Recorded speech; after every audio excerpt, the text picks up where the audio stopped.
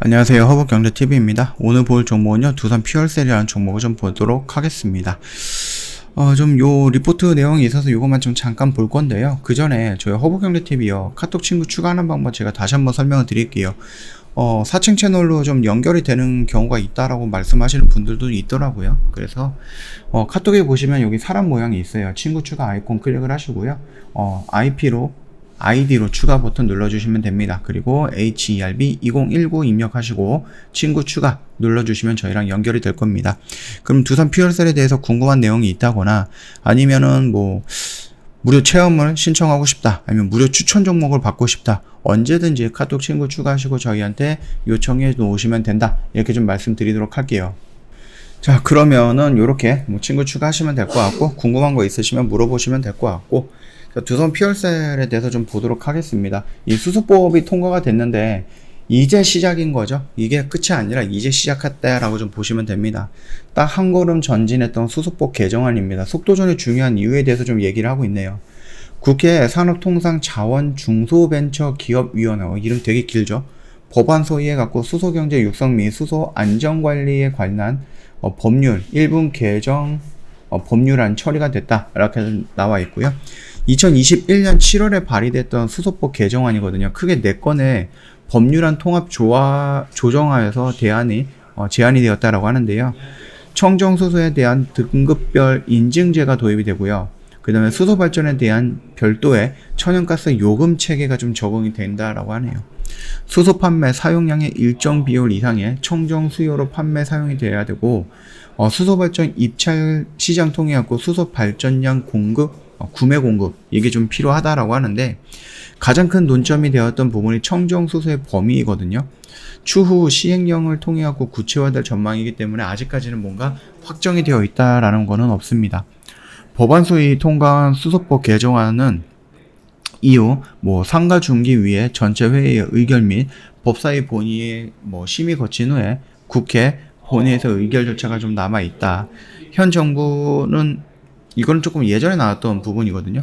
마지막 임기였던 5월 9일 예정된 상자 중기위 전체회의에서 이번 수소법 개정안 의결 마무리 가능성도 기대하고 있는데, 이미 좀 진행이 되고 있다고 좀 보시면 될 것 같아요. 날짜가 좀 많이 지났죠. 예, 수소법 개정안에서 정의하는 청정수소, 그 다음에 수소 제조 과정에서 이산화탄소를 배출하지 않거나 현재 적게 배출하는 수소, 청정수소 발전이란 청정수소를 연료로 전기와 열을 생산하는 것, 그래서 청정수소 전력 공급 의무화 추진. 핵심은 청정수소의 범위를 어디까지 인정할 것이냐라는 부분입니다.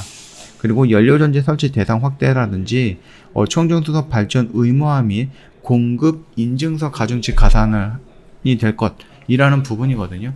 일단 연료전지 발전 사업자의 관점에서 본다라고 하면 두산 퓨얼셀의 관점이겠죠.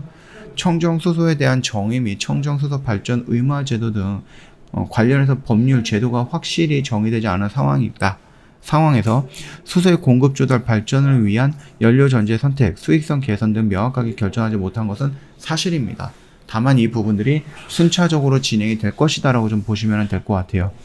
글로벌 친환경 트렌드가 확산이 되고, 그 다음에 ESG의 강화라든지 국제 에너지 가격 상승 등의 이유로 수소에 대한 국가 기업의 관심이 고조되고 있는 중이죠. 이것뿐만 아니라 원전, 태양, 풍력 이런 부분도 마찬가지입니다. 속도 뒤처지면요, 수소 연료전지 발전이라든지 수소 연료 전기차 세계 1위의 지위는 언제든지 뺏길 수 있다라는 경각심이 필요한 시점입니다. 수소 산업 전반의 확대 과정에서 융통성도 좀 필요하겠죠. 규제를 말하는 겁니다. 우리나라 특장점은 고려해서 청정수소 범위 결정을 좀 신중해야 한다. 그린 수소 같은 경우는 말 그대로 아무런 이산화탄소가 없는 그런 수소를 말하는 건데, 우리나라에서 이 그린 수소를 생산하는 부분이 굉장히 좀 적습니다.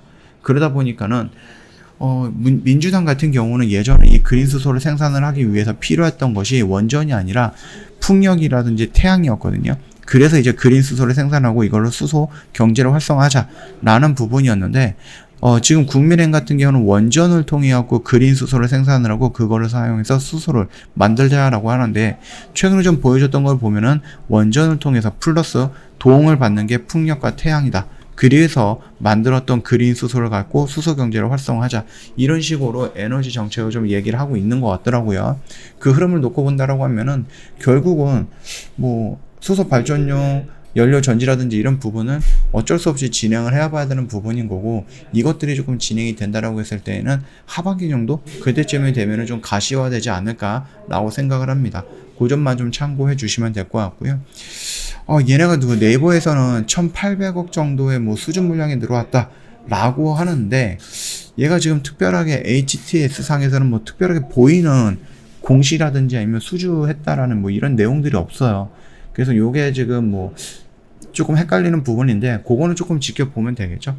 나중에 조금 얘기가 나올 수도 있는 부분이고, 그거는 조금 지켜보면 되겠고, DL 그룹이거든요. DL 그룹에서 1,800억 정도 진행을 했다. 이런 이슈를 어저께도 말씀을 드렸고, 그저께도 제가 뉴스를 통해서 좀 보여드렸죠. 신문을 통해서 보여드렸는데, 그 흐름은 조금 더 지켜보는 게 맞는 것 같습니다. 자, 일단 두산 피어사인의 차트를 놓고 본다라고 했을 때 여기 라인에서 우리가 뭔가를 움직일 필요는 없습니다. 그쵸? 뭔가 적극적으로 대응을 한다? 그걸 필요 없어요. 다만 내가 여기서 안 들어갔다라고 하면 여기서 들어가도 된다라고 좀 말씀을 드리고 싶습니다. 물론 두산 피어셀에 대해서 좀 단기적인 관점으로 보는 게 아니라 좀 중장기적인 관점을 놓고 본다라고 했을 때 지금 자리는 도망갈 수 있는 자리가 아니라, 도망갈 자리가 아니라 오히려 조금 더 적극적으로 대응을 해서 좀 진입을 할 수 있는 그런 자리다라고 여겨집니다. 그 점 참고하시면 되겠고, 물론 일단 반등이 나온다라고 했을 때 1차적으로 저항 구간이 여기에서 매물대가 좀 쌓여있는 구간이 1차적인 분할 매도의 관점 구간이 되겠죠. 그 점만 참고하시면 될 것 같아요. 저희 허브경제TV 홈페이지 놀러 오시면요, 이벤트 내용 확인 가능합니다. 1년은 120만원이죠. 한 달에 10만원입니다. 근데 이 이벤트가 이 120만원이 오늘로 마지막입니다. 저희 다음 달 되면은요, 연회비 인상이 됩니다. 그렇기 때문에 미리 좀 신청해 놓자, 이렇게 좀 말씀을 드릴게요. 지금 저희 허브경제TV 앞으로는 평생 120만원에 활용 못합니다. 그러니까 시간이 있을 때 신청하자라고 좀 말씀을 드리겠고요. 카톡 친구 추가하는 부분이 좀 불편하다 하시면 요 QR코드 이용을 하시면은 1대1 채팅방으로 바로 연결이 됩니다. 굉장히 좀 편리할 거예요.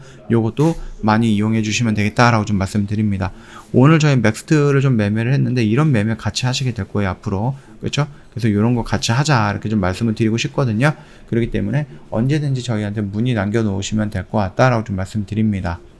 자, 오늘 영상은 여기서 좀 마치도록 하겠습니다. 영상 도움이 됐다 그러면 구독과 좋아요 한번 부탁드리겠고요. 벌써 주말이네요. 편안한 주말 보내시고요. 다음 주에 다른 영상으로 또 찾아뵙도록 하겠습니다.